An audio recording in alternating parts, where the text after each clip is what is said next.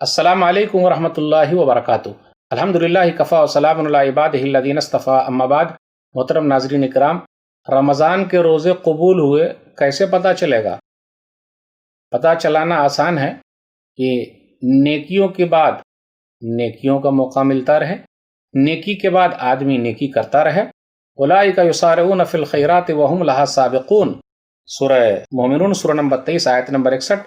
نیک لوگ وہ ہیں جو نیکی کرنے میں آگے بڑھتے رہتے ہیں، اور بہترین نیکی وہ ہے جو ہمیشہ کی جائے۔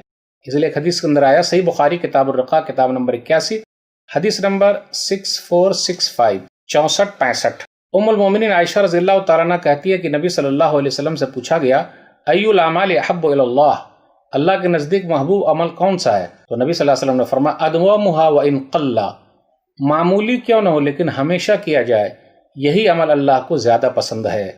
میرے بھائیو، ہم نے نماز نہیں چھوڑا الحمدللہ رمضان کے بعد بھی، تو آپ سمجھ جائیے آپ کے روزے قبول۔ ہم نے صدقہ و خیرات نہیں چھوڑا، سمجھ جائیے روزے قبول۔ ہم نے نیکیاں نہیں چھوڑی، سمجھ جائیے روزے قبول انشاءاللہ۔